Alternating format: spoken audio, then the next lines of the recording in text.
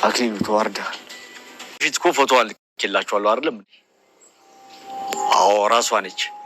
ፈልጓት፣ ከየትም ብላችሁ ፈልጋችሁ አግኟት።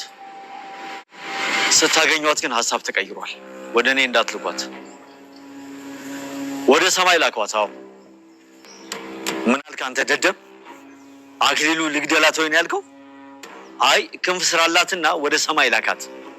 አንተ ደላላ የምፈልገው መልስ ካልሰጠኝ በአንተ ነው የሚጀምረው።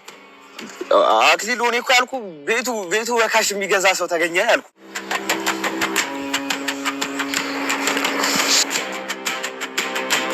ይዞታው ያንተ አይደለም ማለት ምን ማለት ነው? ቤቱ ያንተ አይደለም እያልከኝ ነው? ምንድን ነው የምትለው? ቤቱ የኔ ነው፣ ይዞታው የኔ ነው። ምንድን ነው እያወራ ያለው?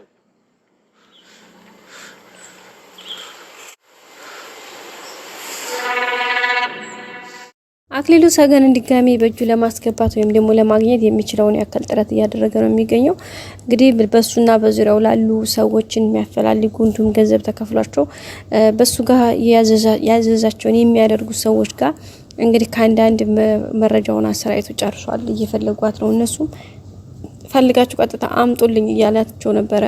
እንግዲህ ዛሬ ውስጥ ደግሞ ጭራሽ እስከ ዛሬ ድረስ ፈልጋችሁ እኔ ጋር ነበር እንድታመጧት የማደርጋችሁ። ያ ማለት እኔ ጋር እንድትመጣ ነበር የምፈልጉን። አሁን አልፈልግም፣ ብቻ እንዳገኛችኋት አሳውቁኝ፣ ከዛ በኋላ ግን ግደሏት፣ ሸኟት እያላቸው ነበረ። ሰዎችም እንግዲህ እንደ አክሊሉ ንግደላት ሰገንን እያሉት ነበርና አራጋ አይደለም ወደ ላይ ቤት ቁልፍ ሰጣችሁ ላካት ምናምን በቃ እንደደብ ምናምን እያለ እንግዲህ ሰዎቹን ወይም ደግሞ እነዛን ፈላጊ ሰዎቹን እየተሳደበ ነበር የነበረው።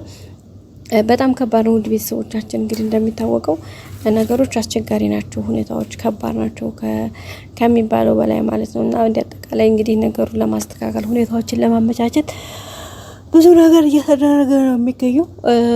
ግን የሆነው ነገር ትንሽ አስቸጋሪ ነገር ነው ውድ ቤተሰቦቻችን። እና በዛ አማካኝነት እንግዲህ አክሊሉ ተፍተፍ እያለ ነው ያለው አሁን። ምክንያቱም እሷን ድጋሚ እጁ ለማስገባት ማለት ነው ውድ ቤተሰቦቻችን።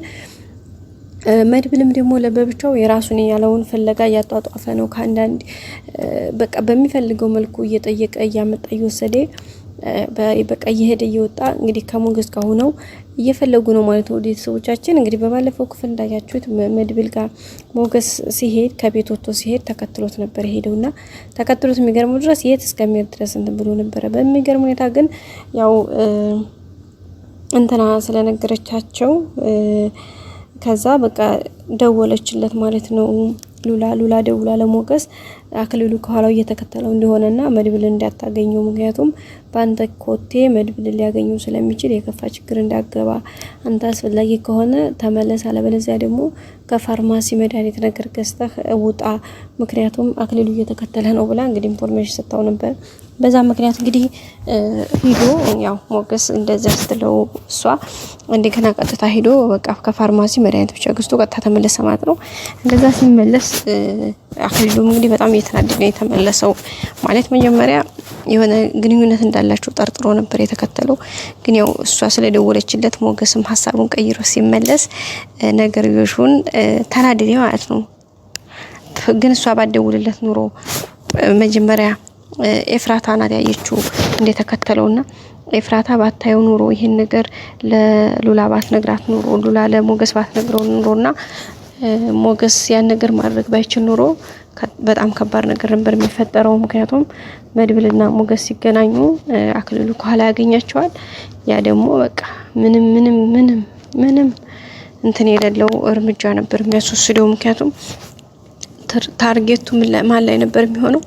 መድብል ላይ ሳይሆን ሞገስ ላይ እንደሆነ ሁሉንም ነገር ስለሚያውቅ በዛ አማካይነት አክሊሉ በጣም ከባድ ችግር ነበር የሚፈጥረው።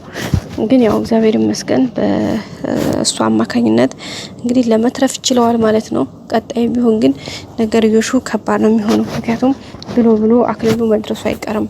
ይሄን ጉዳይ ይደርስበታል በእርግጠኝነት። ስለዚህ የደረሰበት ለታ ግን ሁሉም ነገር ከባድ ነው የሚሆነው ማለት ነው ቤተሰቦቻችንና እንግዲህ እሱ ነው እየሆነ ያለው።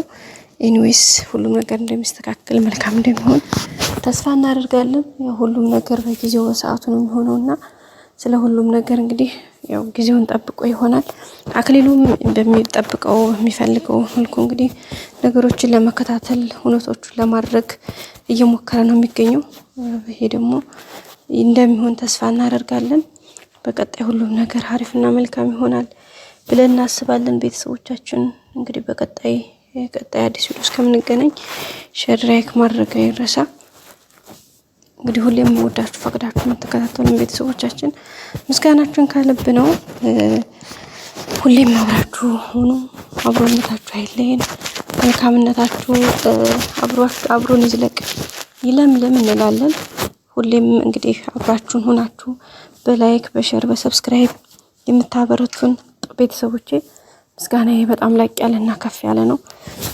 ምክንያቱም የእናንተ ቤተሰቦቼ የእናንተ ትንሿ ላይክ ለኔ በጣም ትልቅ ድጋፍ ናት። የእናንተ ትንሿ ሰብስክራይብ ለኔ ትልቅ ቁጥር ነው የምትሆነው። ምክንያቱም ቁጥር ከአንድ ይጀምራል። አንድ ሲደመር አንድ ነው ሁለት የሚሆነው። ገባችሁ አይደለ? አንድ ላይ ምንም ካልተደመረባት ምንም ለውጥ የላትም። ወይም ዜሮ ሆኖ ያው ዜሮ ነው የሚሆነው።